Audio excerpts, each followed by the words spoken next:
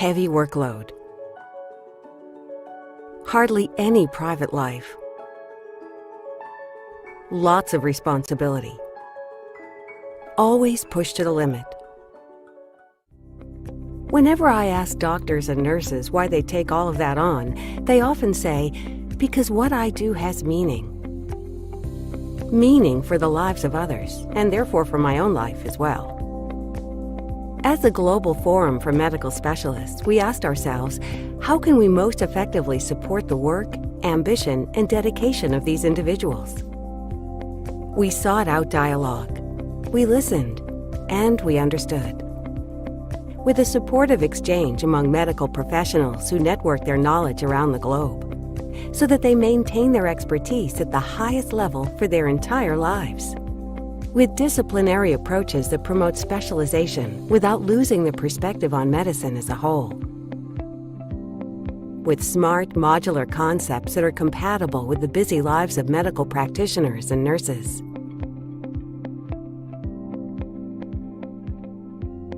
With offerings whose contents provide answers for the reality of everyday medical life. With a growing perspective on trends that enables medical practitioners to already prepare for future challenges today. In close dialogue with renowned specialist companies that bear testimony to the quality of the offers. With inspiring forms of learning that don't just convey knowledge, but make it an experience for the senses.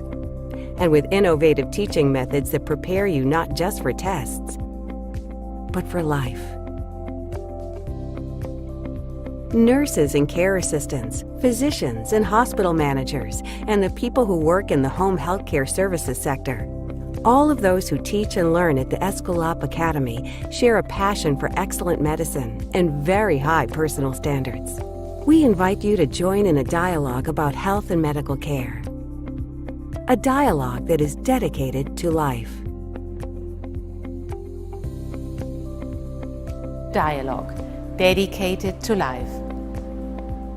Dialogue, dedicated to life. Diálogo dedicado a la vida. Dialog посвященный жизни. Dialog, dedikasi bagi kehidupan. Dialog dedykowany życiu. Dialogue, dedicated to life. الحوار مكرس للحياة. Diálogo dedicado à vida. Dialog pro život. 对话致力于生命。Dialogue, dedicated to life. Get connected with the Escalap Academy.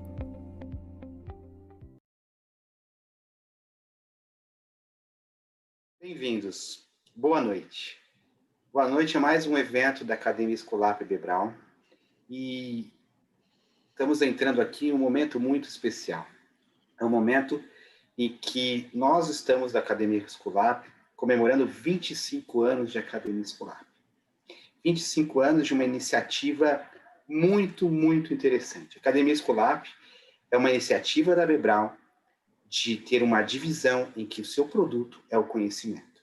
Estamos em múltiplos países distribuindo conhecimento de uma forma muito independente, de uma forma completa em todas as áreas da medicina, de neurocirurgia, nutrição, diálise, cardio, e isso é muito importante.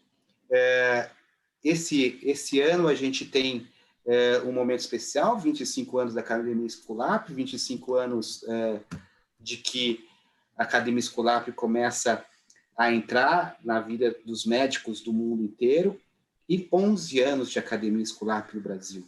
Isso é muito importante. Junto com isso, hoje nós temos juntos, para comemorar essa série de eventos, um tema muito importante. Hoje vamos falar sobre nutrição clínica e como a gente pode melhorar, otimizar a nutrição clínica. Para isso, eu tenho comigo hoje mais duas pessoas fantásticas para falar sobre esse assunto. Temos Tuísa, nutricionista, pós-graduada em nutrição, nutricionista da Bebral, e o Dr. Paulo César Ribeiro, coordenador da equipe de nutrição do Hospital Sírio-Libanês, intensivista, que vão trazer juntos uma visão otimizada da terapia nutricional, uma visão muito interessante que a gente vai poder aproveitar aqui e trazer para nosso dia a dia. Vou começar aqui abrindo para vocês a seguinte questão, né? Nossos pacientes estão bem nutridos? Como é que nós enxergamos nossos pacientes dentro do hospital? Será que os nossos pacientes dentro dos hospitais estão tendo o aporte proteico calórico que necessitam? Será que nossos pacientes dentro dos hospitais estão tendo o aporte até de infusão de gorduras do que necessitam, vitaminas, coisas assim? Será? Quando a gente vai olhar um estudo que acabou de sair, agora no primeiro semestre de 2020, 55 mil pacientes avaliados no Japão, 82,9% dos pacientes não tinham o aporte suficiente, como dizem as diretrizes internacionais, de aminoácidos, de proteínas. 83% dos pacientes não tinham. 44% desses 55 mil pacientes não receberam infusão lipídica alguma durante a sua nutrição dentro do hospital. 13% não receberam infusão lipídica entre o quarto e o 10%, e os 10% entre o quarto e o 10º dia durante a sua internação hospitalar. Isso nós estamos falando do Japão. Quando a gente vai olhar a América Latina, esse trabalho do Dr. Dan é muito interessante, ele avaliou 12 países, quase 30 mil pacientes, e percebeu o seguinte, que existia uma diferença muito grande regional, de hospital para hospital, de região para região, no que se tangia a terapia nutricional, mas grandes estudos, por exemplo, mostraram que em 4 mil pacientes no Brasil, 20% deles apenas 20% de 4 mil pacientes, tinham alguma anotação nutricional em seu prontuário. Não é nem que se estava se fazendo terapia nutricional, que tinha alguma anotação sobre se está com risco de desnutrição, se não tinha risco de desnutrição, se estava tendo um aporte ou qualquer questões antropométricas desse paciente. Na Argentina, 1.000 pacientes, apenas 15% dos prontuários tinham anotações antropométricas como peso e altura. Em 3 grandes estudos brasileiros, né, menos de 10% dos pacientes desnutridos, avaliados como desnutridos, receberam nutrição enteral ou parenteral durante a sua internação. Mostrando que não é só uma questão do paciente grave, mostrando que existe tem que haver uma conscientização da equipe de saúde, da equipe médica, olhando para isso. E quando eu vejo isso é claro em todos os aspectos. O hospital é um fator de risco de desnutrição. Enquanto nós temos o hospital muitas vezes como uma instituição para restabelecer a saúde, para restabelecer, né, o aspecto físico do paciente, o hospital é um fator de risco de desnutrição. Esse estudo é muito interessante, mostrou que o paciente, durante os primeiros 14 ou 21 dias de internação hospitalar, piorou a sua desnutrição. Esse estudo compara 2 momentos clínicos muito diferentes, até com 2 classificações de desnutrição, mas mesmo separados por vários anos, não melhorou. Não melhorou. A admissão eu tinha 40% de desnutrição e perto do 14º dia eu tinha entre 60% e 70% de desnutrição intra-hospitalar. O hospital passava a ser um fator de risco de desnutrição. O paciente internado desnutria mais. Óbvio que eu tenho um paciente que entra desnutrido no hospital, por uma desnutrição inerente à sua doença crônica, uma desnutrição inerente ao seu estado de saúde. Mas a gente consegue perceber que o próprio hospital tem um certo descaso na questão nutricional do paciente. Isso tem um peso. Isso tem um peso gigante. O paciente desnutrido, ele morre mais em ventilação mecânica. Eu não tenho massa muscular para gerenciar a minha ventilação mecânica e desmamar da minha ventilação mecânica. Pacientes que não alcançam a sua meta calórica em no mínimo 80%, tem uma mortalidade muito maior. A mortalidade está diretamente vinculada ao aspecto nutricional do paciente. Em 28 dias de terapia intensiva, a diferença de mortalidade entre um paciente nutrido e um paciente desnutrido aumenta a mortalidade desse paciente em 82%. Passa de 22% para 41%, 42% de mortalidade. Então, nós temos um problema que está inerente à instituição. Nós temos uma visão que mesmo em países desenvolvidos, países subdesenvolvidos, a foto é a mesma, né? A foto é a mesma, que nossos pacientes não têm um aporte proteico, calórico e gorduroso necessário como para a melhor recuperação. Nós temos um problema que piora a mortalidade, nós temos um problema que nós prestamos menos atenção ao aspecto nutricional dos pacientes, né? Anotamos menos e temos menos processos para corrigir essa questão. E isso leva a um peso de aumento importante da mortalidade, potencialmente corrigida. Agora, a gente tem que entender por que isso está acontecendo. Quais são as dificuldades de implementar a nutrição parenteral? Qual é a visão da equipe nutricional? Qual é a visão do médico? Né? Qual é a visão da nutricionista que está lá, muitas vezes, de frente a esse paciente desnutrido? Qual é a dificuldade? A primeira dificuldade é sempre a complexidade do nosso paciente intra-hospitalar. O nosso paciente intra-hospitalar, ele traz uma complexidade. E quando eu levo esse paciente para dentro da terapia intensiva, essa complexidade ela é elevada a um potencial muito maior. Drogas vasoativas vão impactar diretamente em qual via de nutrição eu vou fazer.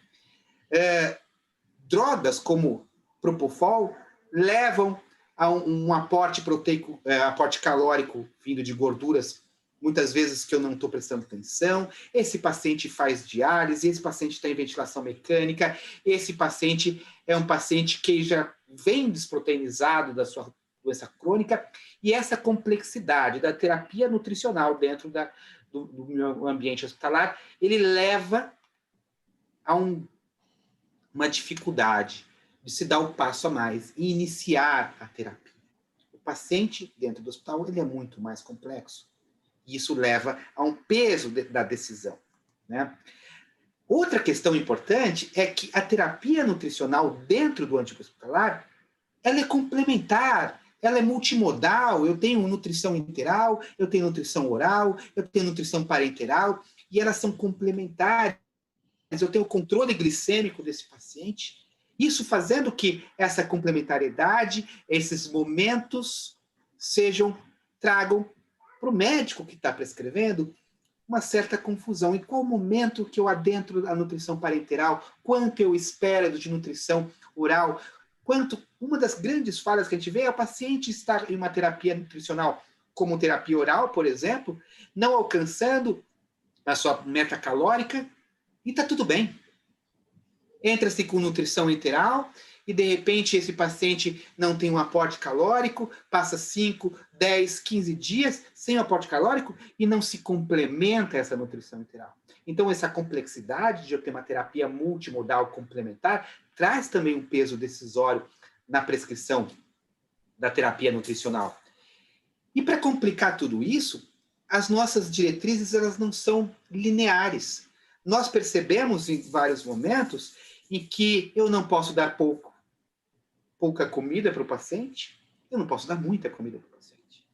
Né? Eu não posso dar underfeeding, ou não posso dar overfeeding, eu não posso alimentar demais, isso aumenta a mortalidade. Então, o fato de que em momentos diferentes da linha temporal desse paciente dentro da instituição, ter aportes calóricas, proteicas diferentes, traz uma complexidade que muitas vezes a equipe tem mais dificuldade em gerenciar, né? Volumes, doses, fluxos e coisas assim. No final, a gente tem que entender que a terapia nutricional ela tem um enorme impacto na recuperação do paciente dentro do hospital e ela tem que se seguir fora do hospital. E que isso tem um enorme impacto na restituição do paciente para a sua qualidade de vida após todas as violências, todas as agressões que esse paciente sofre pela sua doença ou pela própria internação hospitalar. Então, essas perguntas todas, toda essa complexidade faz com que nós percebemos que nós precisamos de um modo mais simples, um modo mais moderno, um modo mais prático, operacional de pensar a terapia nutricional para esses pacientes. E com isso, nós trazemos juntos Dr. Paulo, Tuísa, que vão estar aí conversando com a gente sobre esses modos de ver. Apresento agora o Dr. Paulo César Ribeiro, né? Passo para ele essa responsabilidade de responder essas perguntas. Para mim, a situação ficou muito fácil, eu só gerei as perguntas, só gerei o problema e entreguei esse problema no colo do Dr. Paulo e da Tuísa para responder para a gente como nós podemos facilitar, né, esse enorme problema que temos à nossa disposição. Dr. Paulo, muito bem-vindo a esse webinar. Agradeço muito vocês estarem aqui com a gente e passo para você agora continuar com essa responsabilidade gigante. Muito obrigado, Dr. Paulo. Bem-vindo. Obrigado, então, Rubens. Obrigado pelas suas palavras.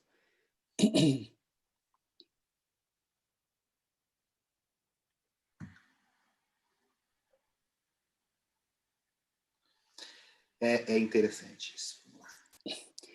Bom, boa noite a todos. Eu agradeço muito o convite da Brown para proferir essa conversa aqui com vocês. E o Rubens já facilitou muito o meu trabalho, porque ele expôs de forma muito inteligente todos os problemas com os quais nós lidamos no dia a dia dentro do hospital. Nós que somos nutrólogos, nós que damos importância à terapia nutricional, como convencer os nossos colegas de trabalho que realmente a terapia nutricional tem importância, deve ser vista de uma forma mais sensível e que, na realidade, é um trabalho difícil, um trabalho lento, um trabalho de formiguinha. Como o próprio Rubens mostrou, a gente partiu do Ibranutro em 1999, mostrando 42% de pacientes desnutridos no hospital, 12% gravemente desnutridos, de um descaso hospitalar com todos esses pacientes.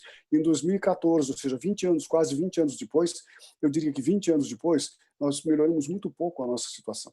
Então, realmente é preciso, de alguma forma, despertar nos nossos colegas essa noção, essa consciência que a terapia nutricional faz parte importante do tratamento do paciente, seja onde ele estiver, e que faz uma diferença no desfecho desse paciente.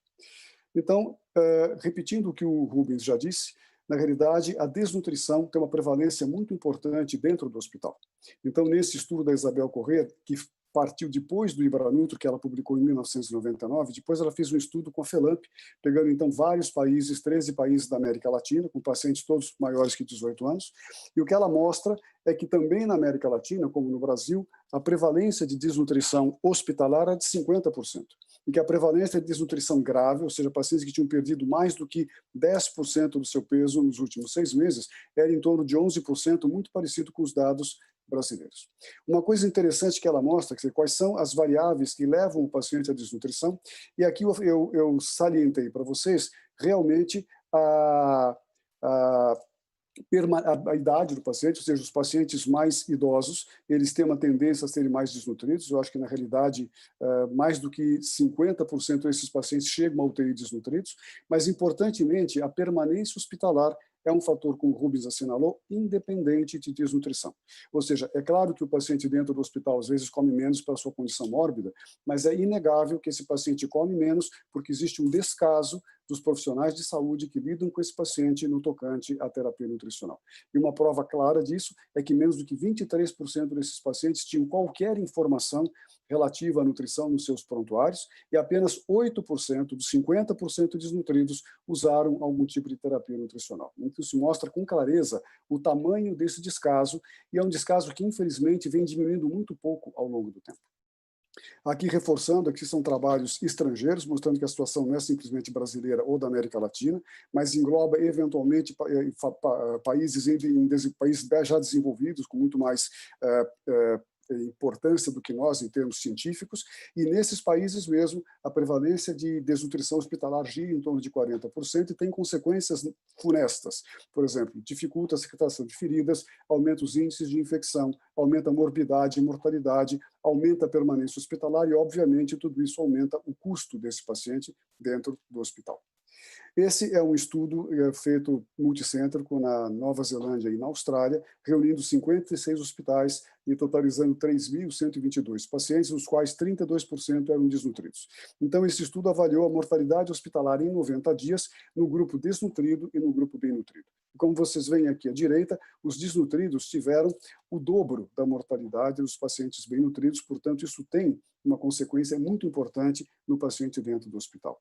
Um estudo parecido com esse foi esse estudo, que é um estudo, na realidade, randomizado prospectivo, que é um estudo que foi feito por Goibiru em pacientes com trauma, 161 pacientes com trauma, e ele avaliou nesses pacientes, na realidade, que realmente o grupo bem nutrido tinha um risco muito menor de mortalidade e um risco muito menor de complicações. Esse é um estudo de Heyland, que foi publicado em 2015. Na realidade, também é um estudo multicêntrico, reuniu 201 UTIs, 26 países diferentes, totalizando quase 3.400 pacientes. Aqui deste lado, vocês veem modalidades diferentes de se administrar a nutrição enteral e como isso teve um impacto, na realidade, na defasagem entre aquilo que era prescrito e aquilo que era realmente recebido. Então, vocês veem curvas diferentes de defasagem, dependendo do tipo de empenho que se teve para dar a nutrição enteral, mas o que conta nessa história é que desses 3.400 pacientes, o déficit calórico médio era de 40%. 74% desses pacientes não receberam 80% da meta, pelo menos até 12 dias de internação. E 15% dos pacientes em alto risco nutricional apenas receberam nutrição parenteral, o que mostra muito claramente como a gente lida com esse problema no dia a dia.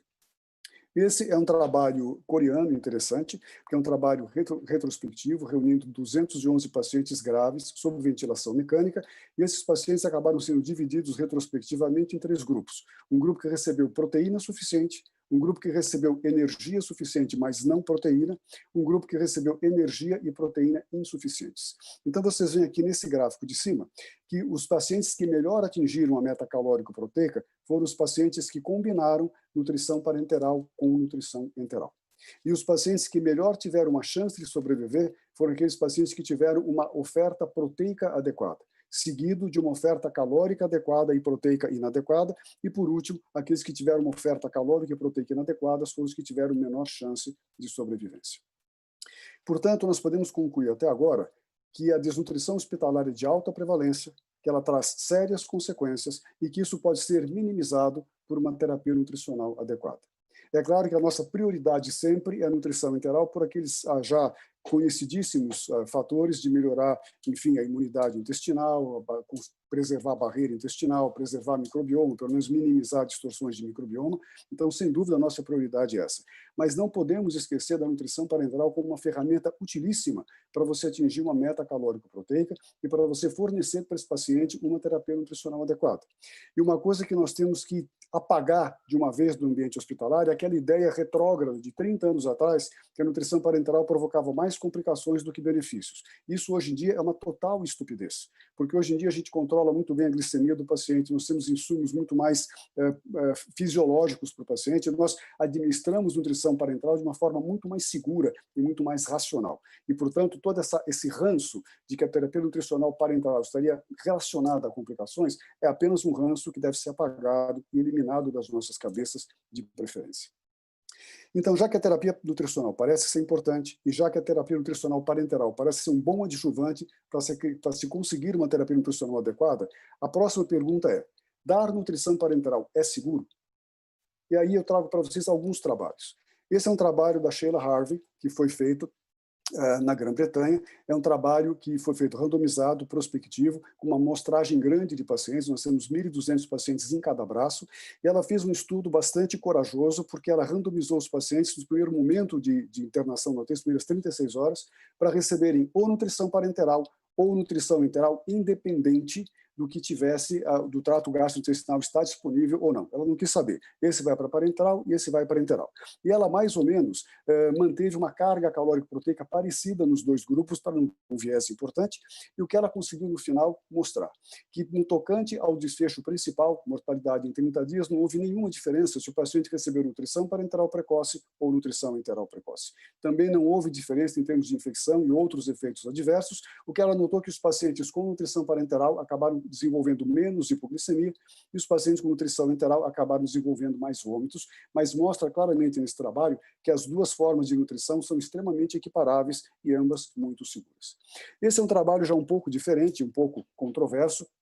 É o trabalho NutriRec, um trabalho multicêntrico francês, que foi publicado em 2017 pelo Renier, em que ele randomiza pacientes de terapia intensiva graves, recebendo chocados, recebendo 2 drogas vasoativas, enfim, para receberem ou uma nutrição enteral com 100% da meta nas primeiras 24 horas de internação, ou uma nutrição parenteral.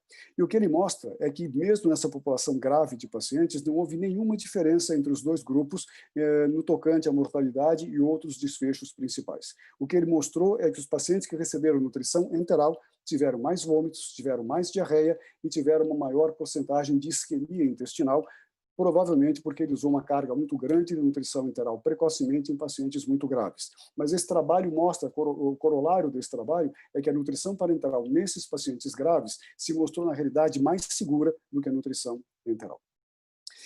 Para corroborar mais essa ideia, eu trouxe essa meta-análise que foi publicada pelo Elke Gunnar em 2016. Essa meta-análise é importante e interessante porque ele reúne aqui em cima trabalhos que comparam nutrição parenteral com nutrição enteral na terapia intensiva, mas são estudos que os pacientes que receberam nutrição parenteral acabaram recebendo uma carga calórica muito maior do que a nutrição enteral.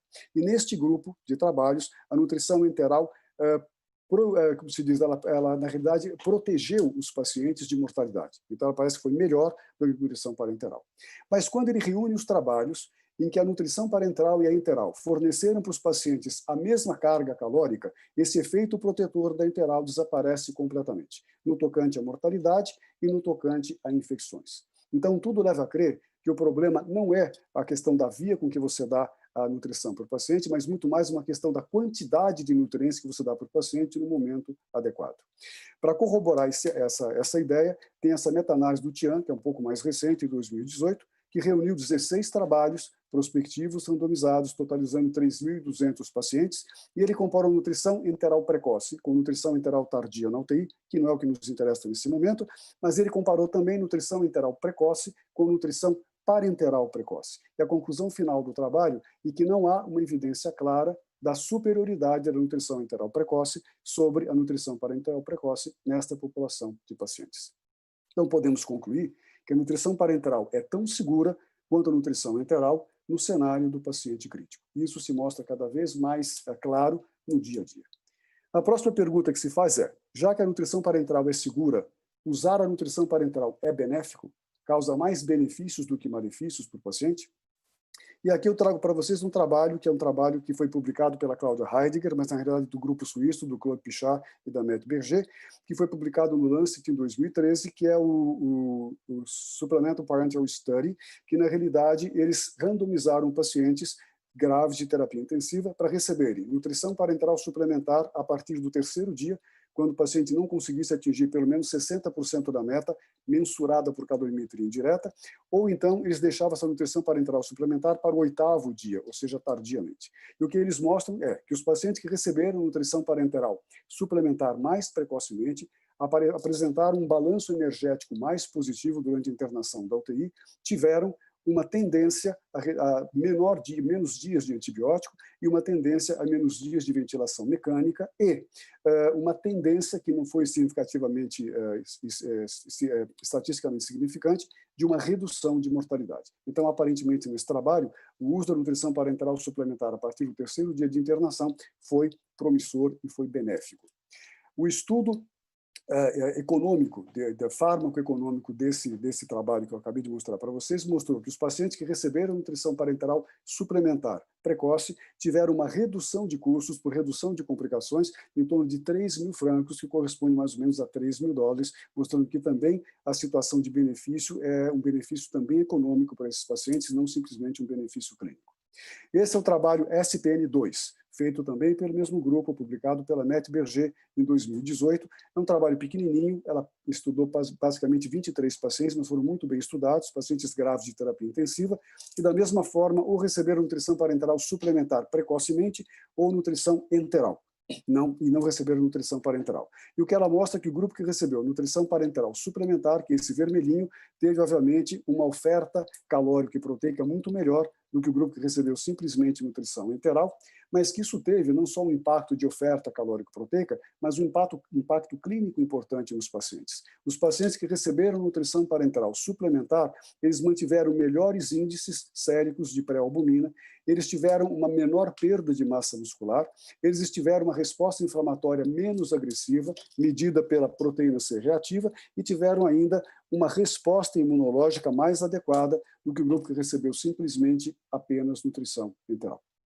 Esse é o Top-Up Trial, na realidade é mais um piloto do que um estudo propriamente dito, foi publicado pelo Heyland do Canadá e pelo Wischmeyer dos Estados Unidos em 2017, e o objetivo desse trabalho foi randomizar pacientes de terapia intensiva para receberem nas primeiras 24 horas ou nutrição enteral apenas, ou nutrição enteral mais nutrição parenteral, aliás, não são nas primeiras 24 horas, primeiras 72 horas, para atingirem pelo menos 100% da meta calórico-proteica desses pacientes.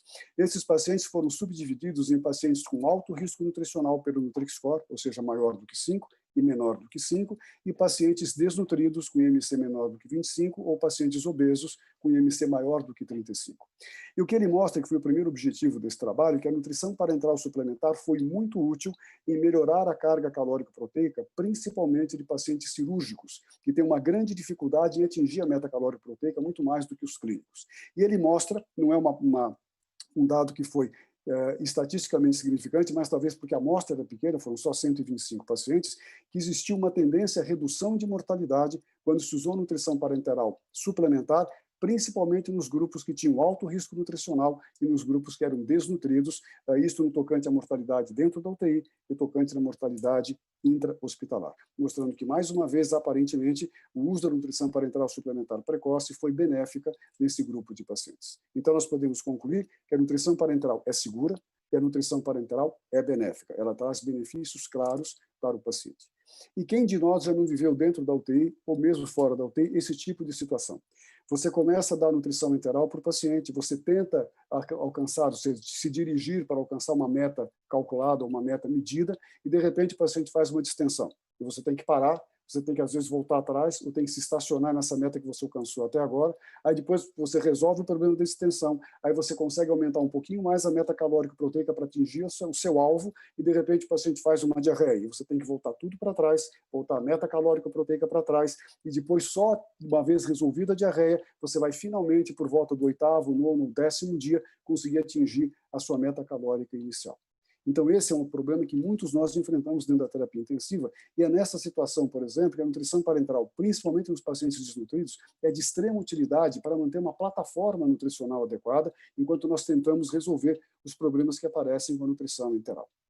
E fornecer calorias e proteínas de uma forma adequada é importante, porque tem um impacto no desfecho, como nós temos mostrado para vocês. Esse é um trabalho que vai colaborar ainda mais com essa ideia, é um trabalho retrospectivo de Israel, publicado pelo Pierre Singer, em que ele mostrou que 2.250 pacientes das UTIs que ele capitaneia, aqueles que receberam mais do que 0,7 gramas de proteína nos primeiros 3 dias, acabaram tendo um desfecho melhor, uma maior chance de sobrevida do que aquele grupo que recebeu menos do que 0,7 gramas por quilo por dia nos primeiros 3 dias de internação.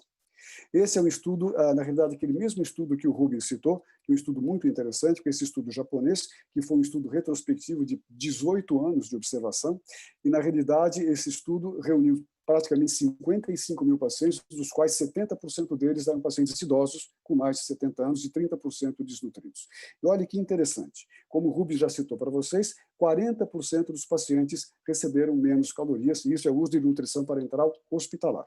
Então, 40% receberam menos calorias, 80% receberam menos proteína do que deveriam e 44% não receberam nunca lipídio na nutrição parenteral.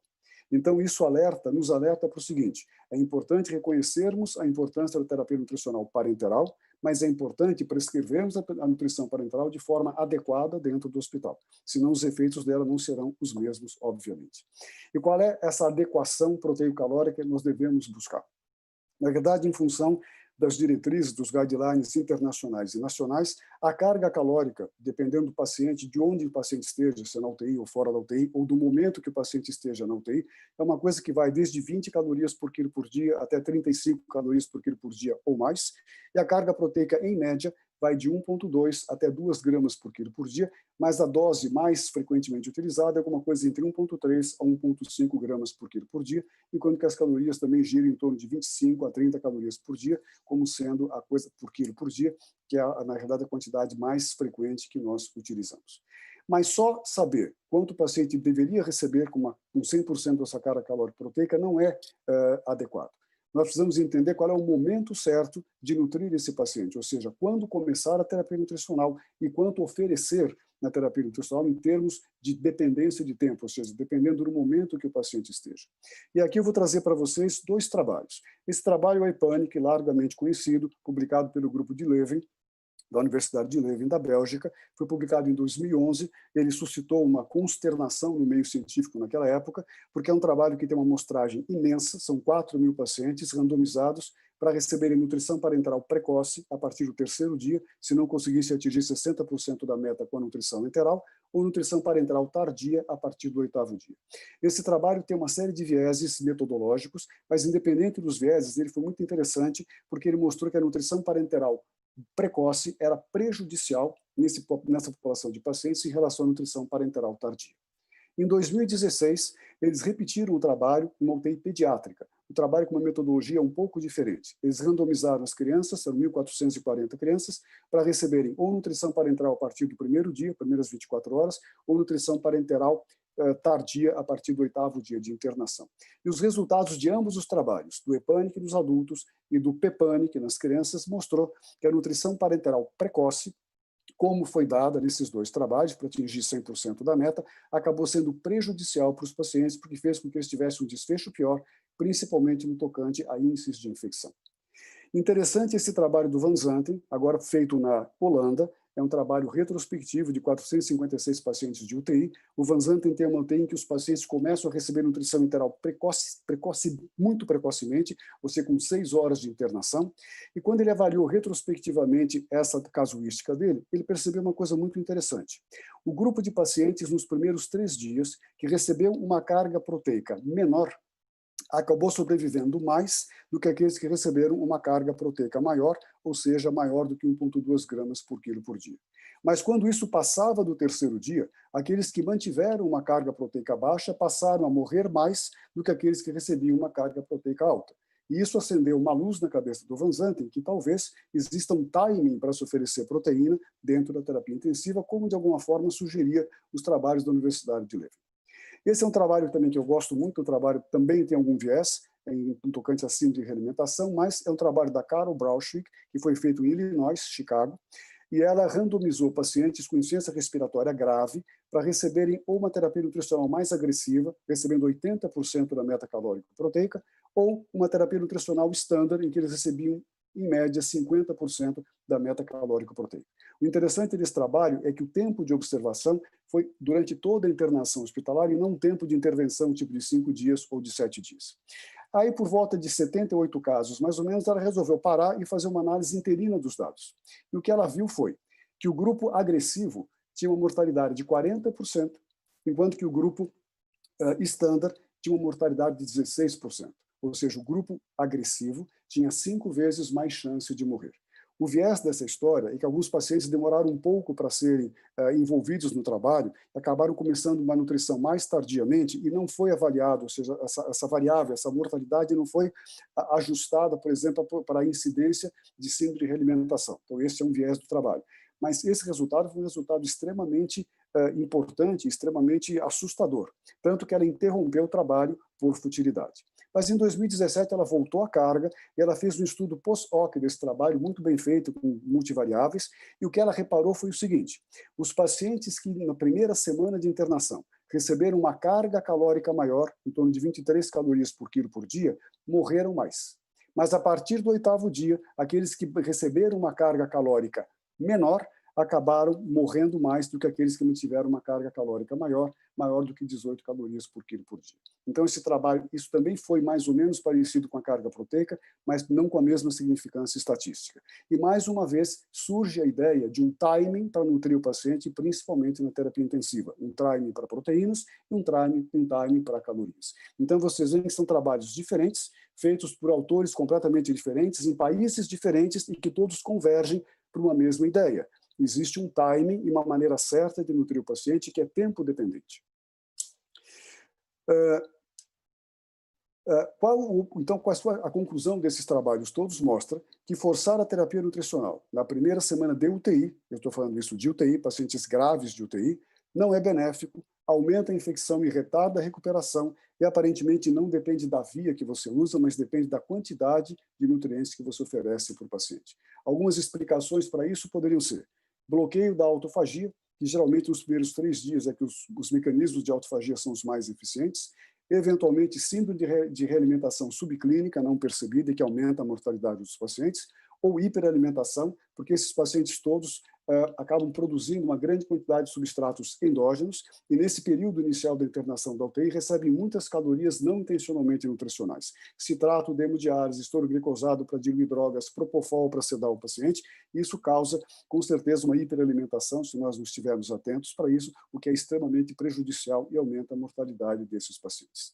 Então, uma ideia que me parece muito clara, e que eu pratico hoje no dia a dia, todos os dias na UTI, é que nós temos que respeitar o momento metabólico do paciente. Nós temos que lembrar que a resposta de sobrevivência é uma resposta da natureza, que foi criada há milhões de anos, que vem sendo aperfeiçoada há milhões de anos, e uma das características dessa resposta é aumentar a quantidade de substratos endógenos, que nós não conseguimos mensurar, para garantir uma nutrição de um indivíduo grave ou de um animal grave, machucado e largado no chão.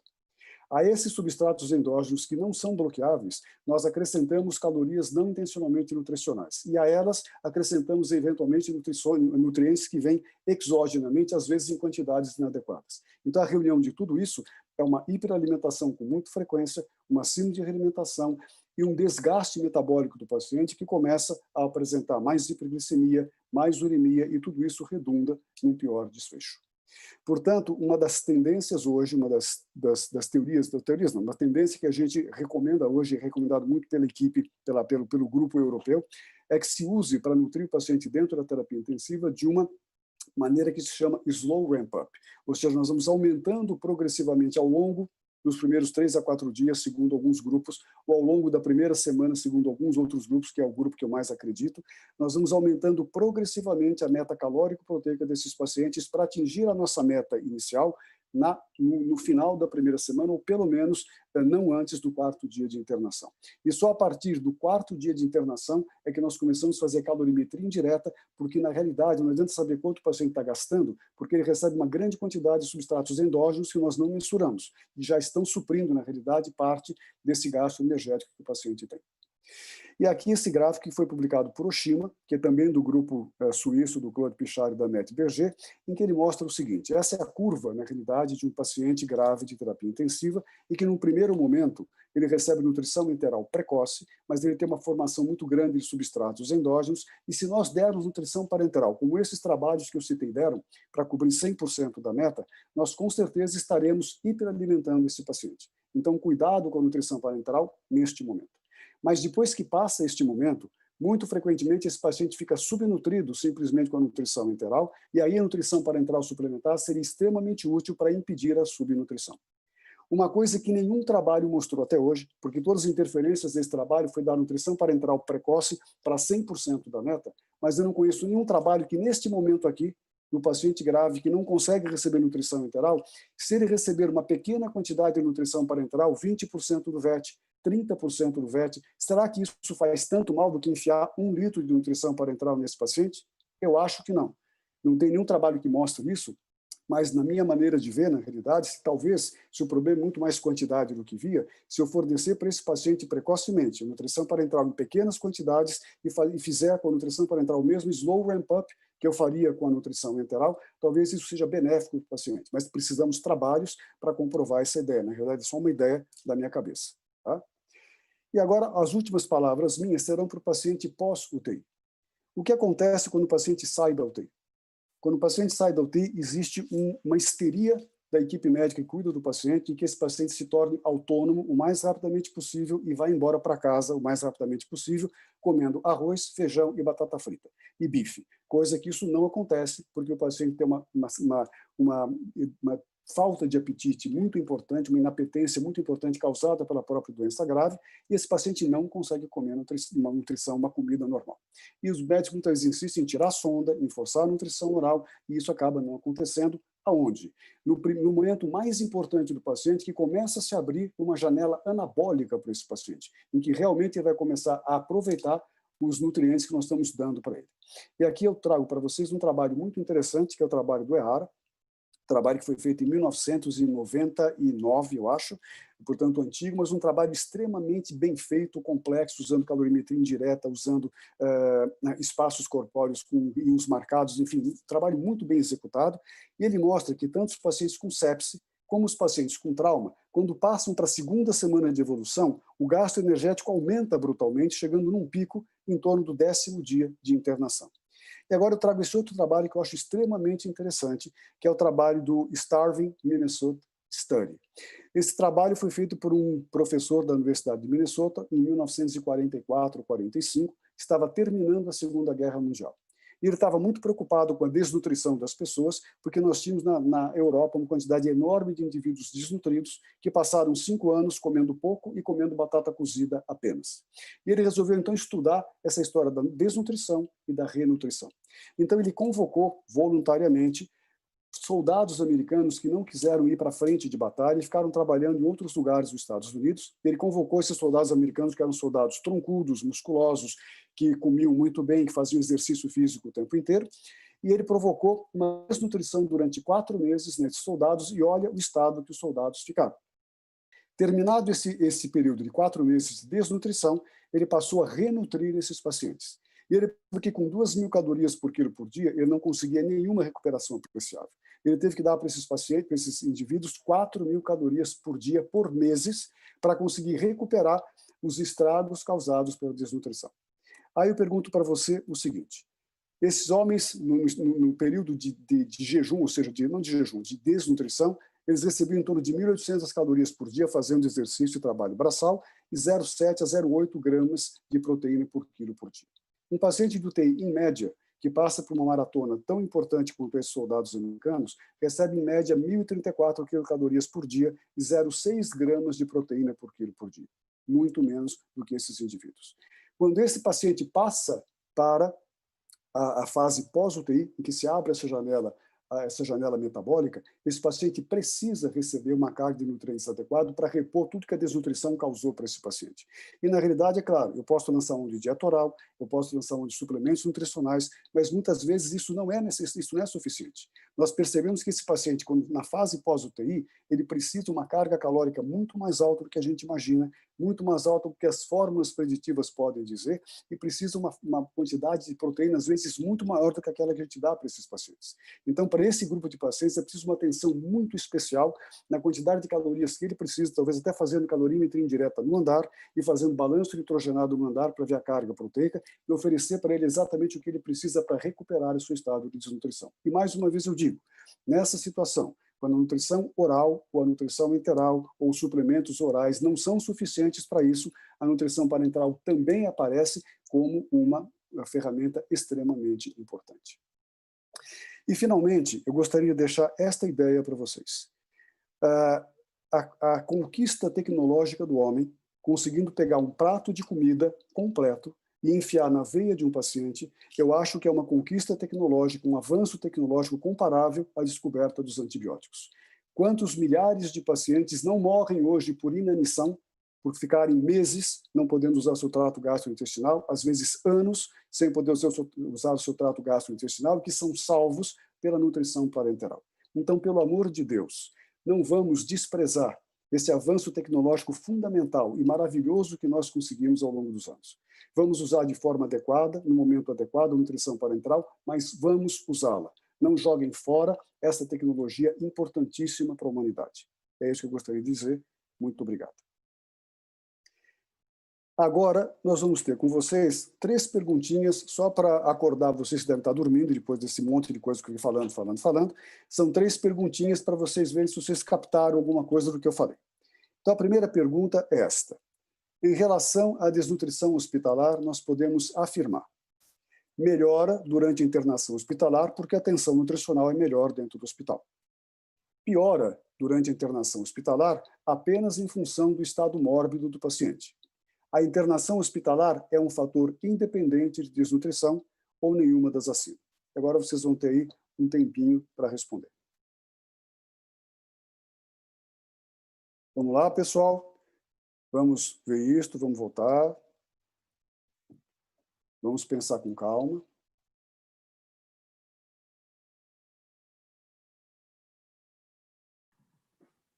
Vamos votando. Eu queria deixar um recadinho, doutor Paulo. Lembrar o pessoal que pode colocar no chat aí as perguntas para a apresentação do senhor. A gente vai responder todas as perguntas ao final da última apresentação. A gente vai ter bastante tempo para isso. Eu tenho certeza que tem bastantes perguntas aí, já estão chegando questões para mim aqui, a gente vai estar endereçando isso na sequência. Votem, vamos ver como é isso.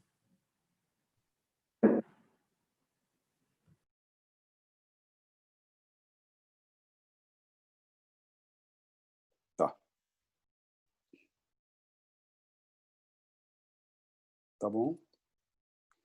Então, estou recebendo aqui o resultado da encosta das perguntas de vocês. 66% respondeu que o paciente piora durante a internação hospitalar apenas em função do estado mórbido do paciente, né? Na realidade, 24% responderam que a internação hospitalar é um fator independente de desnutrição e 10% responderam nenhuma das anteriores. Então, veja, com certeza, o paciente piora o seu estado nutricional em função, em parte, do seu estado mórbido. Os pacientes mais doentes comem com mais dificuldade. No entanto, isso não é um fator isolado e único de desnutrição dentro do hospital. Existe um fator que é a permanência hospitalar por si só, independente da morbidade do paciente, que é um fator de desnutrição. Isso pelo descaso da equipe que cuida desse paciente e não pelo estado mórbido do paciente. Então, o estado mórbido contribui, mas não é apenas ele que contribui. Ele contribui, mas o descaso da equipe que cuida o descaso para a terapia nutricional também é um fator extremamente importante e independente para causar desnutrição intra-hospitalar. E a pergunta correta aqui seria a alternativa C, a resposta correta. Essa segunda pergunta é: estudos mais recentes, como aquele Calories, que eu lembro vocês, aquela autora inglesa, que randomizou os pacientes para receber nutrição parenteral precoce ou nutrição enteral precoce nas primeiras horas de internação na UTI, 36 horas, independente da disponibilidade do trato gastrointestinal. Então, segundo esse trabalho e outros trabalhos, a gente consegue mostrar que a nutrição parenteral precoce é tão segura quanto a nutrição enteral precoce no paciente crítico. Ou que a nutrição parenteral precoce é mais segura do que a nutrição enteral precoce no paciente crítico, que a nutrição parenteral precoce é menos segura do que a nutrição enteral, ou que a nutrição parenteral sempre deve ser usada precocemente no paciente crítico. E vocês têm aí mais um tempinho para responder. Então vão pensando qual a alternativa correta e vão pensando nas perguntas que vocês queiram fazer no final das apresentações, nas dúvidas que surgiram. Se vocês quiserem, na realidade, não só perguntar, mas simplesmente dividir conosco experiências, dividir conosco conhecimento que vocês têm, ou seja, como vocês veem tudo isso, quais dificuldades vocês enfrentam, que vocês podem, na realidade, nos trazer de benefício, ou seja, de vantagem, coisas que vocês fazem, talvez que possam ajudar no dia a dia de quem usa terapia nutricional.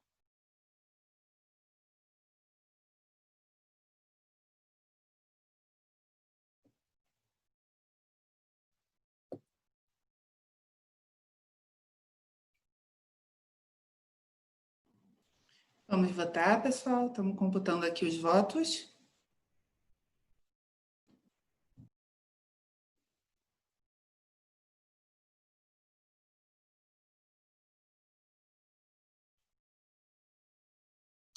Está acabando o tempo, pessoal. Está encerrado o tempo. Vamos esperar aqui, então, o levantamento das questões. Então, aqui nós temos que 68% responderam que a nutrição parenteral precoce é tão segura quanto a nutrição enteral precoce no paciente crítico. Então, realmente, esta é a resposta certa. Lembrar que a nutrição parenteral precoce não é mais segura do que a nutrição enteral, ela é pelo menos tão segura quanto, mas não é mais segura. Lembrar que trabalho NutriRé é um trabalho de uma situação muito especial, em que os pacientes estavam muito graves e receberam uma carga muito grande de nutrição enteral. Então, na realidade, a ideia é que a nutrição parenteral seja tão segura quanto a nutrição enteral quando dada precocemente. Menos segura, com certeza, ela não é, e não deve sempre ser usada precocemente, porque a nossa prioridade ainda é a nutrição enteral, e a parenteral entra, na realidade, como um complemento, ou quando a nutrição parenteral não é possível. Vamos agora para a última pergunta. Dentre essas afirmativas, podemos dizer que a nutrição parenteral é uma ferramenta útil para se atingir a meta calórico-proteica quando a nutrição enteral não é suficiente ou não é possível. A nutrição parenteral apresenta índices de complicações inferiores ao de décadas anteriores, quando nós usávamos ela há 20 ou 30 anos atrás. A nutrição parenteral suplementar se relaciona a menores custos de internação, quando a nutrição enteral não é suficiente para nutrir o paciente. E a última alternativa é que todas as afirmações acima estão corretas. Vamos votar, então?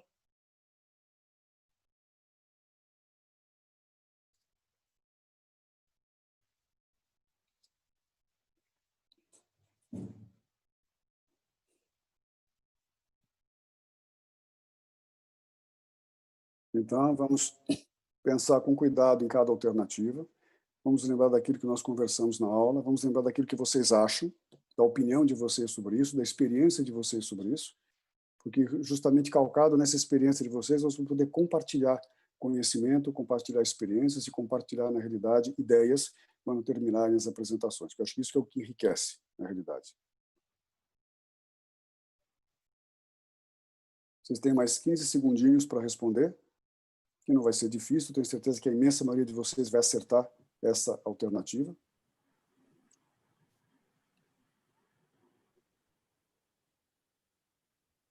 Perfeito.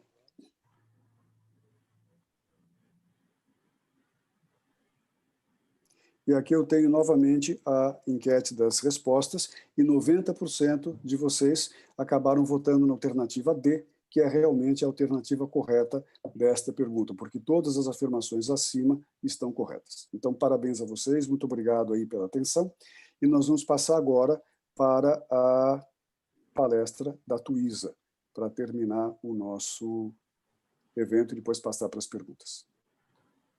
Bem-vinda, Tuísa. Agora está com você. Agradeço bastante, Dr. Paulo. Agradeço bastante todas essas questões que elucidaram, e já estão aí várias questões surgindo aí para o momento, para encher o senhor também de perguntas aí logo na sequência. Tuísa, bem-vinda.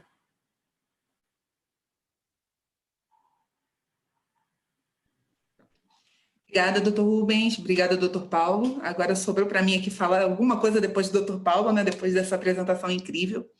Mas, na verdade, eu vim aqui hoje trazer para vocês onde que a gente entra, onde a indústria, onde a B-Braun consegue entrar para facilitar, né, para trazer todos esses benefícios e trazer essa terapia nutricional de uma forma otimizada, de acordo com o que a gente viu até aqui. Né? Para começar, nós acreditamos que todas as melhores soluções elas só podem ser identificadas e desenvolvidas juntos.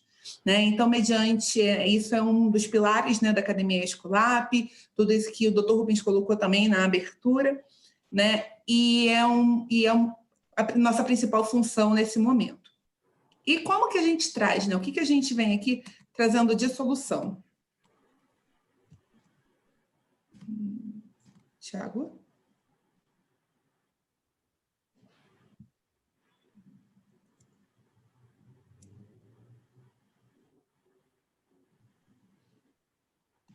Ah, foi. Foi. Então, e como solução, né, muitos de vocês já conhecem, né, que não é um produto novo no mercado, que é o Nutriflex Lipid Special. E a gente vem aí trazendo não só como uma formulação agora, mas também uma essa formulação evoluindo como uma grande família, né? Nós vimos aí que a gente precisa do momento certo, né? Tem diferentes momentos, né? Tem targets certos para a gente entrar com proteína, com caloria, né? Com tudo isso, e nada melhor do que a gente ter uma diversidade de opções para poder dar o melhor para o que o nosso paciente precisa num determinado momento. Tá? E o que trouxe aí de qual é a nossa grande novidade? Né? A nossa grande novidade nesse momento é a Nutriflex Lipid Special de 1250. E o que a gente tem aí de tão bacana, né, que a gente pode ofertar para o paciente? Primeiro, é uma formulação com 71,8 gramas de proteína, né? 71, quase 72 gramas de aminoácido. Isso o que a gente vai conseguir? Né? Vai melhorar o balanço nitrogenado, né? Que é uma fórmula com alto conteúdo proteico. A gente já viu que os pacientes se beneficiam, né, muito dessa oferta proteica aumentada. Em paralelo a isso, né, a gente consegue ter uma formulação com 1.470 calorias em apenas uma bolsa. Então, a gente promove aí um melhor controle da oferta hídrica. Né? A gente sabe que o paciente grave ele tem, né, um paciente de difícil manejo hídrico, então ela consegue corroborar, né, consegue colaborar muito nesse tratamento. Além disso, é uma fórmula com uma quantidade diminuída dos TCLs, principalmente vindo do óleo de soja. Né? Isso vai promover uma baixa interferência na resposta inflamatória. Né? Por quê? Promove uma redução dessa quantidade, né, de óleo de soja com a utilização do TCM, que sabemos que já é uma gordura com potencial inflamatório mais neutro. Né? Então, a gente substitui 50% dessa formulação por uma gordura menos inflamatória. E, além disso, a redução do desperdício com segurança. Tá? Como que a gente consegue? Porque é uma fórmula que tem estabilidade por até 4 dias em refrigeração e depois por mais 48 horas em temperatura ambiente. Então, você consegue utilizar essa mesma bolsa, né? Embora a gente tenha volumes diferenciados, né? Você consegue utilizar essa mesma formulação por mais tempo. Né? Você consegue ter essa estabilidade. Então, isso acaba sendo muito interessante por conta, né, de evitar o desperdício e ter a segurança e da estabilidade da fórmula. Tá? Então, como que ficou essa família? Né? É bacana porque a gente vê que tem 3 apresentações, tá? A 625, né, nós vimos que, principalmente na primeira semana, né, nos primeiros dias de terapia nutricional, a gente precisa ter muito cuidado com o overfeeding. Né? A gente já viu ali que dá uma quantidade muito grande de nutrientes, pode ser muito, muito maléfico para o paciente. Então, a 625 ml vai ser uma formulação que vai atender muito bem nessa situação. Tá? Ela atende, né, ela é indicada para pacientes a partir de 2 anos de idade, então ela atende tanto adultos quanto crianças, então isso dá também mais flexibilidade na prescrição, né? A parenteral nos primeiros dias de UTI, né? O parenteral suplementar também, né? Muitas vezes você vai suplementar apenas pequenos volumes. Se a gente pensar que uma bolsa já tem quase 800 calorias, né? A mesma formulação também bem concentrada, você consegue dar uma quantidade de nutrientes bastante alta em pequeno volume. Né? Uma nutrição parenteral para pacientes com restrição severa de volume, né? Onde 1.250, né? 1.500 ml pode ser um volume já alto. Tá? E também no desmame da nutrição parenteral para via enteral ou para via oral, onde a gente vai começar a diminuir esses volumes e também você vai ter os mesmos benefícios do início. Tá? O nosso lançamento, que é a 1250, a gente viu, né, que a quantidade de caloria e proteína acaba otimizando de uma forma muito proativa, né, muito boa, a oferta, principalmente, né, o equilíbrio entre proteína e caloria nesses pacientes. Tá? A gente sabe que hoje a gente tem diversas questões, né, de custo, né, de fonte pagadora, de todas essas questões, e a bolsa de 1250 ela acaba sendo aí um ponto positivo. Você é apenas uma unidade, né, uma bolsa, você vai conseguir atender aí 100% das necessidades em muitos pacientes. Né? A gente sabe que os pacientes de UTI normalmente dificilmente são pacientes muito grandes, né, com exceção de grandes traumas, enfim. Então, é uma bolsa que vai atender aí muito bem, né, em muitos pacientes. E a 1875, que seria para essas situações desses pacientes maiores, né, ou para essa infusão, esse paciente que vai ficar com a terapia nutricional por mais tempo, né, por até 48 horas, infundindo essa mesma bolsa. Tá? É interessante porque você consegue fazer uma diminuição da manipulação de catéter, né, então diminui o risco também de complicações relacionadas ao catéter, e uma diminuição geral de custo, né, que a gente sabe que nas bolsas maiores, o custo por ml acaba sendo mais baixo, né? Então, em algumas situações onde o custo acaba sendo determinante, também a gente não pode levar isso, né? Desconsiderar de toda forma esse ponto. Tá? E fechando a nossa missão, que é proteger e melhorar a saúde das pessoas ao redor do mundo, né? E é isso que nós estamos buscando fazer, né? Trazendo aí melhorias, trazendo cada vez mais, né? Não parando de trazer aí novos produtos e novas ferramentas para a gente continuar na nossa missão. Tá? Muito obrigada a todos. Tá? E agora eu vou chamar o Dr. Rubens novamente para a gente responder as perguntas, né? Colocar aí as perguntas que vocês mandaram no chat. Puxa, Tuísa, que legal. Olha, doutor, temos aqui várias e várias questões, né? Vamos começando aqui, uma bateria. Segura aí na cadeira que tem muita questão chegando. Primeiro, eu estou separando aqui as questões meio que numa ordem, né, cronológica. Tem uma questão interessante que é: o senhor acha que a avaliação nutricional devia ser realizada em todos os pacientes admitidos no hospital ou só nos pacientes de risco? Veja, eu acho que dentro de um hospital com muitos pacientes, a gente tem que otimizar também a mão de obra, né, e otimizar o trabalho, digamos, trabalho específico. Então, eu acho que a triagem nutricional tem que ser feita em 100% dos pacientes e nas primeiras 24 horas de internação, que é o que a gente faz no nosso hospital. A partir daí, você vai triar realmente aqueles pacientes que precisam de uma atenção nutricional mais especial e você vai, obviamente, fazer neles uma avaliação nutricional mais completa e mais complexa. Por exemplo, um paciente de 40 anos, perfeitamente rígido, etc. e tal, que vai internar para operar uma hemorroide e vai embora dali no dia seguinte. Ele pode ser triado nas primeiras 24 horas, mas com certeza eu não vou me preocupar em avaliá-lo nutricionalmente, porque a chance desse paciente ter um risco nutricional alto ou precisar de uma avaliação nutricional é muito pequena. Então eu acho que a triagem tem que ser em 100% e tem que ser precoce, e a avaliação tem que ser, na realidade, destinada para aqueles pacientes que realmente vão aproveitar.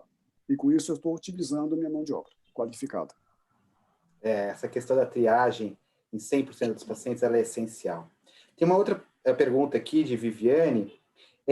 O senhor colocou bastante, pontuou bastante, eu tinha pintado um pouquinho disso antes. Quantos dias de ineficiência de terapia enteral você deve aguardar antes de você fazer uma terapia complementar de parenteral, né? Aquela questão da intolerância, do paciente com vômito, com regurgitação, e que pausa, despausa, pausa, despausa. Quanto tempo você espera até dizer, olha, não está dando e a gente vamos entrar com a nutrição parenteral? Então, na verdade, isso varia muito de cabeça para cabeça, de diretriz para diretriz.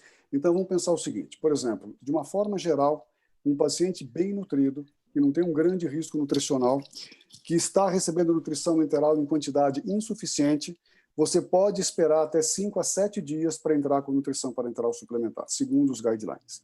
Mas se você antever que esse mesmo paciente vai ficar mais do que 7 dias sem receber pelo menos 50% do que ele precisa, você está autorizada a iniciar a nutrição parenteral mais precocemente.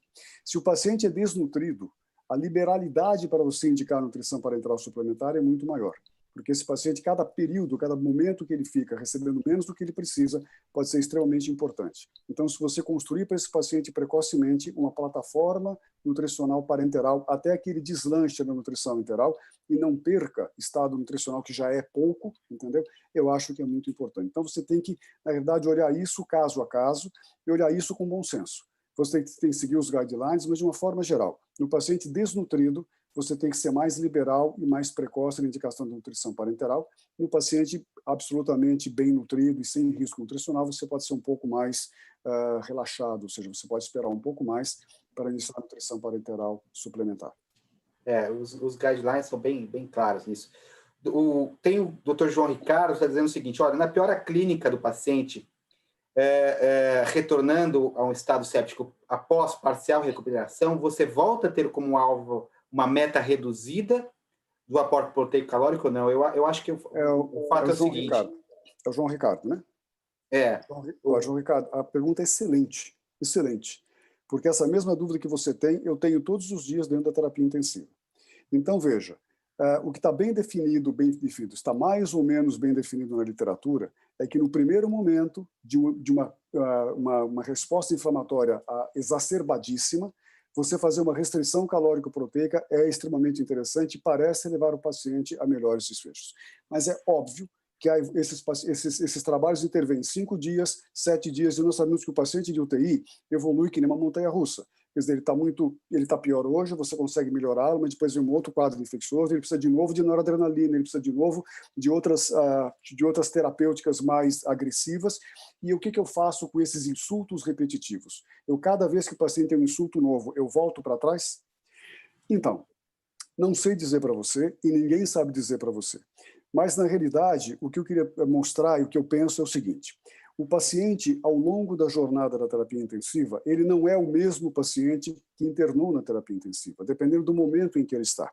Se você for ver por estudos de resposta metabólica ao trauma, resposta séptica, à medida que o paciente vai percorrendo essa resposta séptica, ele fica um agudo crônico, vai mudando a produção de mediadores inflamatórios que vão ficando diferentes ao longo dessa jornada. Na realidade, a resposta hormonal desse paciente é diferente ao longo dessa jornada e, provavelmente, nós temos uma celularidade, por exemplo, diferente ao longo dessa jornada. Quando, no primeiro momento, nós temos muitas células imunocompetentes agindo, à medida que o paciente vai caminhando nessa situação crítica crônica, quer dizer, agudamente crônica, ele vai tendo cada vez mais uma invasão de células imunossupressoras. E ele vai entrando numa exaustão imunológica. Então, o que eu quero mostrar para você, assim, que não dá para você extrapolar a condição do paciente no momento que ele chega na UTI, para a condição do paciente 10 dias depois, ou 20 dias depois, ou 2 meses depois, porque não é o mesmo paciente. Então, como esses pacientes geralmente acabam desenvolvendo um quadro de desnutrição muito importante, principalmente proteica, com perda de massa muscular, etc. e tal, o que se recomenda é que, após essa primeira semana, você corra atrás da meta calórica proteica e não baixe a meta calórica proteica a partir daí.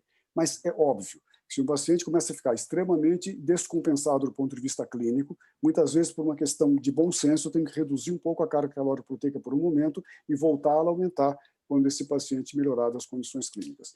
Mas eu acho que o raciocínio é mais ou menos esse, quer dizer, o paciente não é o mesmo, são pacientes diferentes ao longo da jornada desse mesmo paciente dentro da terapia intensiva e talvez a abordagem nutricional tenha que ser diferente também.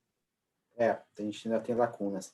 A Camila aqui, e na verdade a Camila e mais a Elaine, eles colocam questões muito parecidas. Quando o paciente está instável, né, é possível fazer nutrição ou se deve esperar a estabilização? Né? Quando ele tem a instabilidade, quando eu tenho drogas vasoativas entrando, em que momento que eu entro com a nutrição parenteral e o quanto que eu espero ou se eu não espero?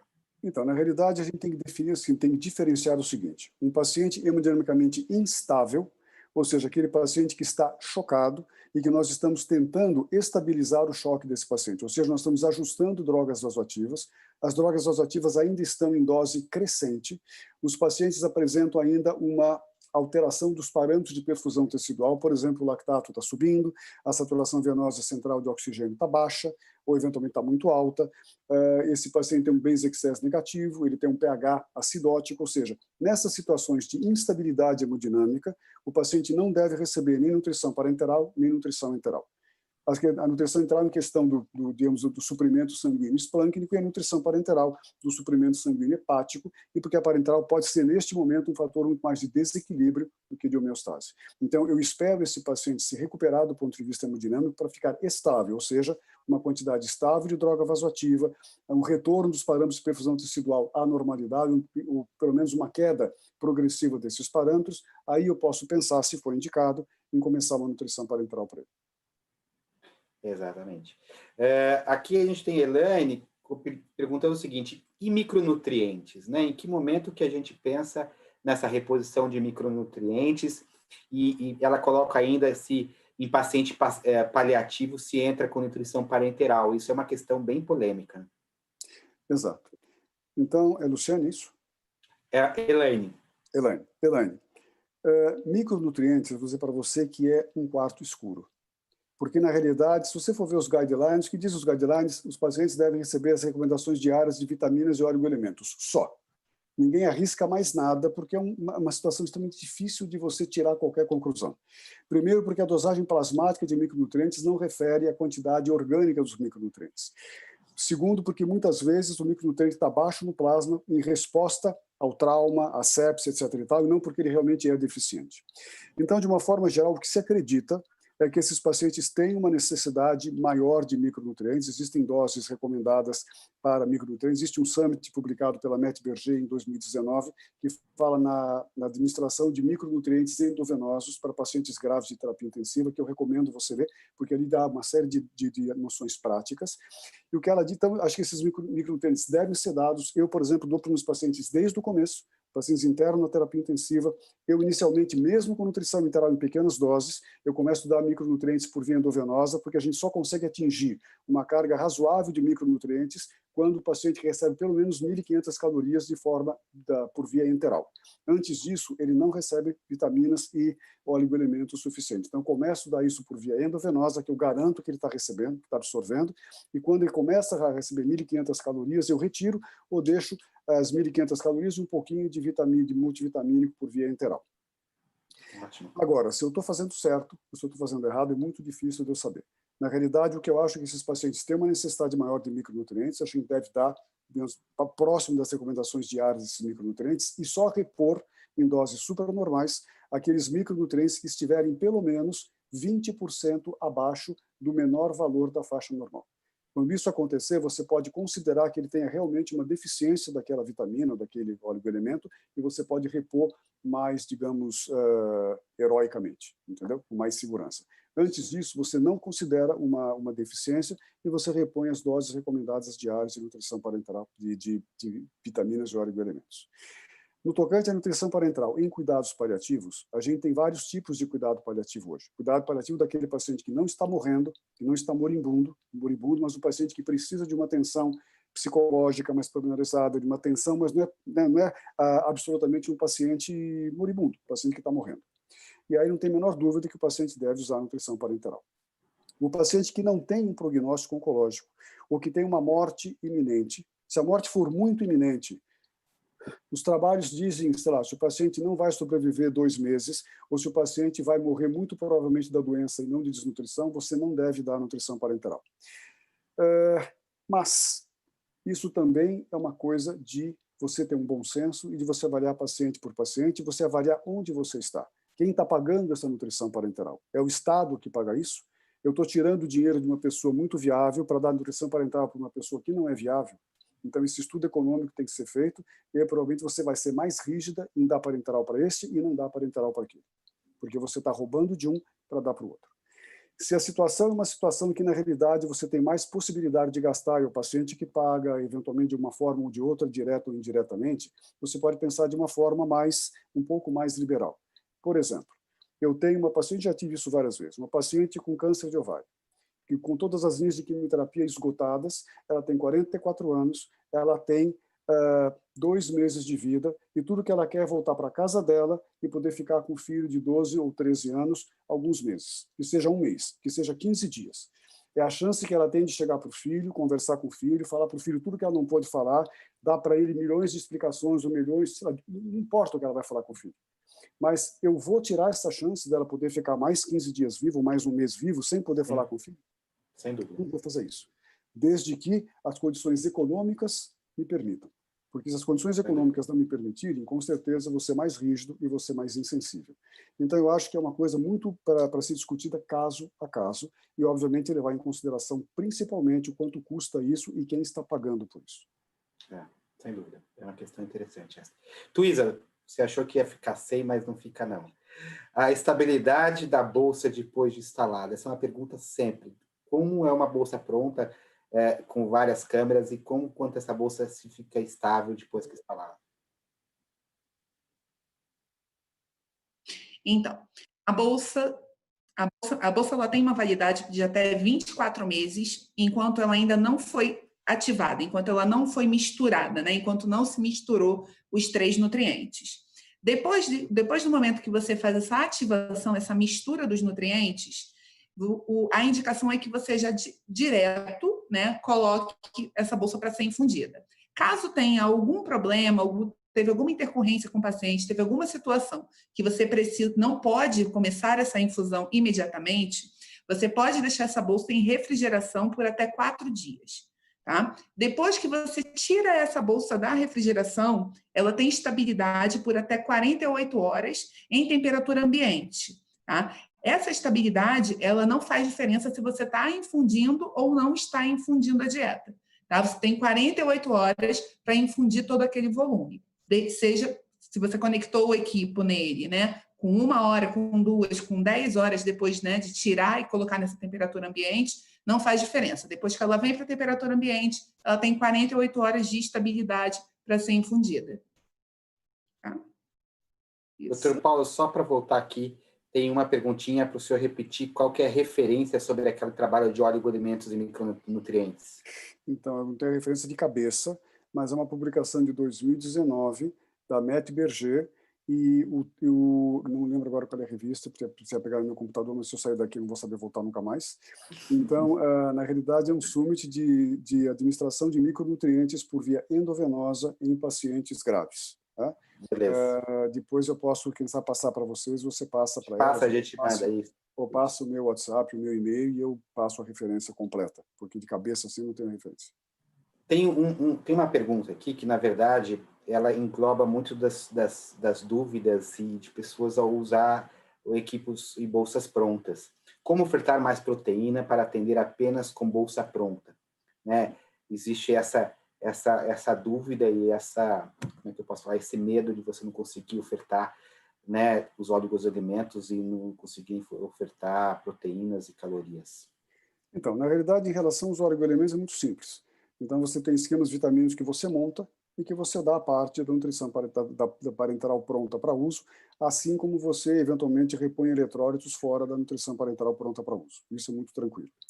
A carga proteica realmente é um problema. Eu acho que é um problema a curto prazo, porque as empresas têm oferecido cada vez, como vocês estão vendo agora com esse novo produto da Braun, e outras empresas estão, obviamente, começando a produzir para o mercado bolsas com maior teor proteico, tentando, na realidade, responder às novas diretrizes de carga proteica. Então, isso provavelmente vai ser um problema que vai se resolver a curto prazo.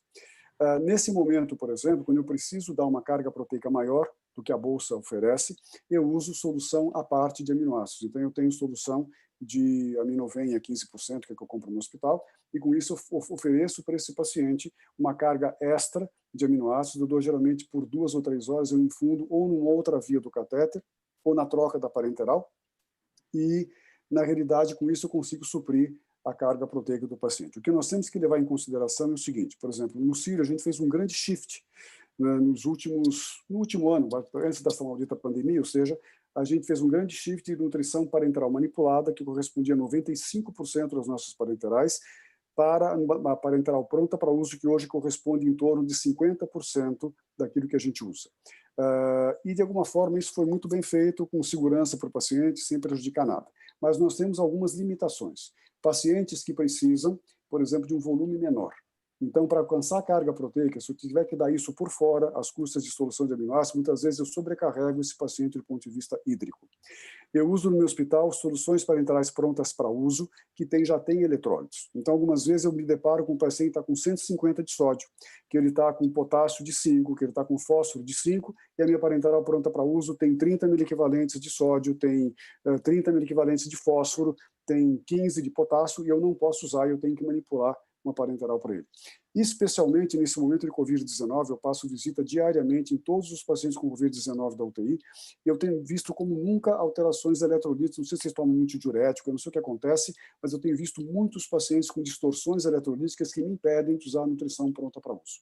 Mas, podendo usar, a maneira de eu resolver o problema da carga proteica é usar uma carga proteica por fora, ou seja, um bolo de proteína por fora, em 2 a 3 horas de infusão, e com isso eu alcanço a carga proteica necessária.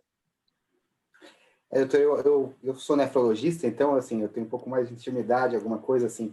Uma das coisas que a gente percebe muito na nefrologia é que a diálise contínua, ela facilita muito o aporte nutricional do paciente, porque esse medo que tem, principalmente em pacientes de baixo peso, né, pacientes de muito baixo peso, esse medo de você não conseguir ofertar o balanço calórico, proteico, por hipervolemia, por estar ofertando, a diálise concomitante, ela resolve esse problema, ela resolve esse problema ali. Então, essa é uma das indicações de você iniciar nesse paciente grave diálise um pouco mais precoce é exatamente o aporte proteico calórico que você necessita alcançar esse paciente. E realmente usar o Amixal, né, usar o aporte proteico em separado, né, no caso, você dá esse suporte, principalmente voltando na diálise, né, voltando que o paciente em diálise contínua, ele precisa do suporte proteico maior, maior que 1,7 gramas, chegando muitas vezes até 2,5 gramas de proteína por dia, por causa das perdas durante meus sistemas. Então, usar soluções periféricas, como o próprio Amixal de proteínas da Braun, ele facilita muito esse processo aí, que a gente tem que colocar, né? Eu acho que uma das questões fundamentais é que a solução pronta para uso, ela traz uma segurança no processo, né? O fato de você estar lá manipulando eletrólitos e manipulando tudo, aumenta vertiginosamente as chances ali, né? A gente tem mais uma pergunta. Tem uma coisa, Rubens, que é muito importante, assim, é a logística ficar muito mais fácil. Muito você mais. Para usar ali a sua mão, entendeu? Se atrasa, tudo bem, deixa na farmácia, depois você pega, você não tem um tempo em que ela deixe de ter validade, ou seja, a logística de transporte, de controle de temperatura, de estocar com controle de temperatura, é muito mais prático quando você tem manutenção muito melhor.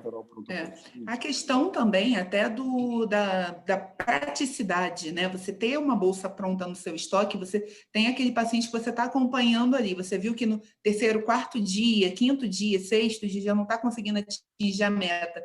Para que você vai perder ainda mais um dia, mais 2 dias? Para esperar.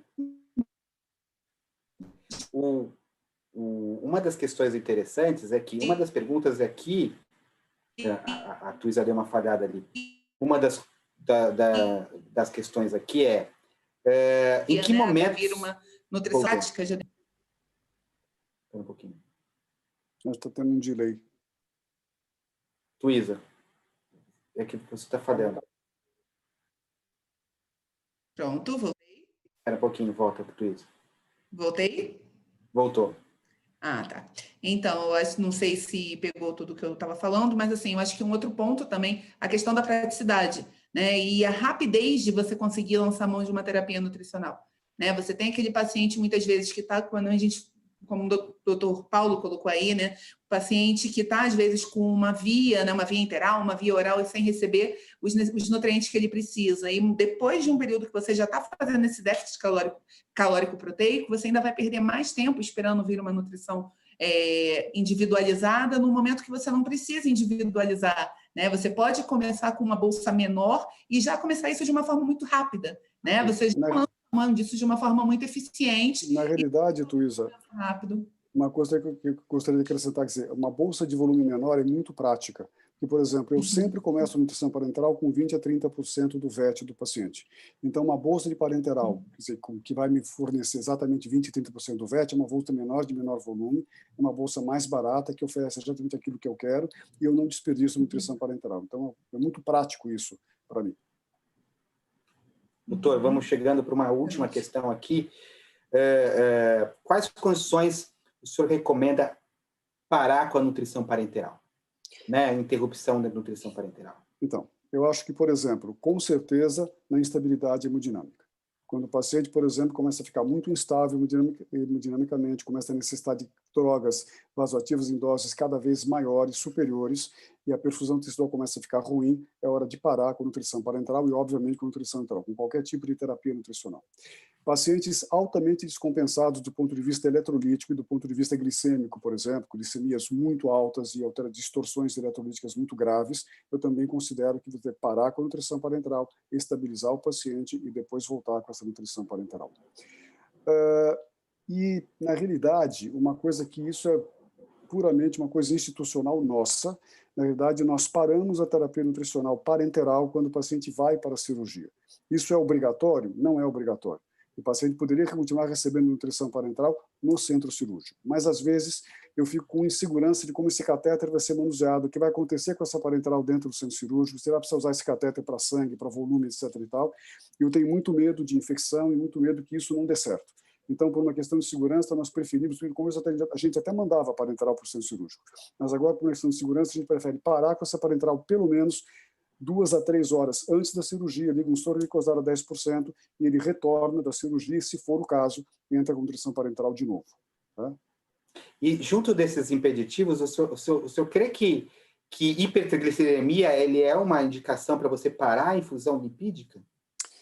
Então, na realidade, assim, a hipertrigliceridemia acontece com primeiro assim, hipertrigliceridemia, prestem muito atenção, porque na minha experiência, 80% das vezes é contaminação da amostra, mesmo que o sangue seja colhido da outra via do catéter, mas como as terminações são muito próximas, ao chupar o sangue, ela chupa um pouco do lípido da parenteral que está sendo recirculação. Então, sempre você pede para repetir o exame de uma veia periférica, se for possível, e muitas vezes a trigliceridemia é normal. No caso de uma hipertrigliceridemia, e principalmente quando você tem alterações de enzimas hepáticas sem um motivo justo, se o paciente está tomando antifúngico, nada disso, às vezes você fica incomodado de continuar dando lípide para o paciente. Então, muitas vezes eu suspendo uma parenteral com lípide e aí procuro eventualmente manipular uma parenteral ou com uma quantidade menor de lípide ou sem lípide, tá certo? E vou testando isso ao longo do tempo. Muitas vezes a trigliceridemia baixa, eu consigo introduzir uma quantidade menor de lípide e o paciente tolera bem, porque também depende da condição clínica do paciente naquele momento. Sim, sim. Tem uma última perguntinha aqui que é muito interessante. Pode fazer transfusão de sangue enquanto ocorre parenteral? Então, em literatura, eu não achei nada que impedisse. O banco de sangue do sírio-libanês impede que a gente faça isso. Não pode correr sangue na outra via do catéter enquanto infunde nutrição parenteral. Eles têm as razões deles, entendeu? Então, por exemplo, o que a gente faz em pacientes, por exemplo, oncohematológicos, que precisam receber muito frequentemente plaqueta ou algum elemento sanguíneo durante o dia. Eu faço uma parenteral cíclica, porque muitas vezes tem mucosite, tem uma série de coisas, tem uma indicação muito precípua de parenteral. Eu uso uma parenteral cíclica e durante o dia, quem não está recebendo a parenteral, a gente infunde todos os elementos figurados do sangue que ele precisa na outra via do catéter, obviamente, mantendo aquela via de parenteral exclusiva. É isso que eu tenho feito em termos práticos. Mas isso é porque eles me proíbem de fazer. Eu não sei, na realidade, em literatura, eu nunca achei nada muito claro que isso fosse um impedimento, uma contraindicação. Eu acho que tem uma questão anterior, de embolia gordurosa, alguma questão que possa ter vindo do passado. Bom, gente, chegamos aqui às 21 horas, a gente tem perguntas chegando, a gente promete que a gente vai endereçar depois essas perguntas para quem fez por e-mail e etc. Eu agradeço muito a presença de todos vocês até às 21 horas de um dia aí chuvoso e coisas assim. Agradeço a Tuísa muito por estar aí participando da gente aí, uma das primeiras vezes, que Tuísa que venha muitas e outras vezes, foi ótimo. E, Dr. Paulo, sem palavras a contribuição que o senhor deu agora, e eu acho que essa contribuição uma contribuição absolutamente necessária, é um trabalho de formiga que a gente tem que fazer no que se refere a mudar o comportamento nutricional dentro dos hospitais. A gente vê que a gente tem inúmeras dúvidas que surgem no dia a dia do hospital. O hospital é um ambiente muito complexo, um paciente muito complexo, como a gente conversou lá logo no começo, e tem muitas e muitas dúvidas, e eu agradeço demais trazer as experiências do senhor, do próprio Hospital Sírio-Libanês aqui, para engrandecer aqui esse nosso webinar de 25 anos da Academia Escolar. Agradeço, deixo o Tuísa e o Dr. Paulo, por favor, suas considerações. Rubens, eu que agradeço o convite de vocês, muito honrado em participar desse webinar, com todas essas pessoas fazendo tantas perguntas. Eu acho que isso é uma coisa muito importante, a gente ventilar esse assunto e, na realidade, tornar a consciência das pessoas da terapia nutricional cada vez mais forte, cada vez mais presente. Então, obrigado pela oportunidade de poder expor a minha experiência e as coisas que eu acredito, ou seja, as ideias nas quais eu acredito. Eu também agradeço muito a participação do Dr. Paulo, foi incrível, né? Dr. Rubens também moderando de uma forma brilhante, mais uma vez, mais um webinar aqui pela Academia Escolap. Né? E espero poder, né, ter contribuído, estamos aí à disposição também para quaisquer outras dúvidas e necessidades que o pessoal tenha. Tá? Obrigada a todos. Voltamos a dizer que a gente vai endereçar as respostas para quem perguntou, quem está identificado nas perguntas, né? A gente vai responder isso, a gente vai emitir um certificado para quem responder a questão aqui, para quem responder nosso questionário de satisfação ao final, né? E é muito importante, a gente está gravando esse evento, a gente vai editar esse evento num tamanho bonitinho, e a gente vai proporcionar o link desse evento gravado para quem quiser rever depois todas essas inúmeras informações que a gente teve sobre terapia. E volto a dizer, agradeço muito vocês estarem aqui até as 9 horas da noite. Um abraço a todos e até nosso próximo evento da Academia Escolap. Boa noite a todos.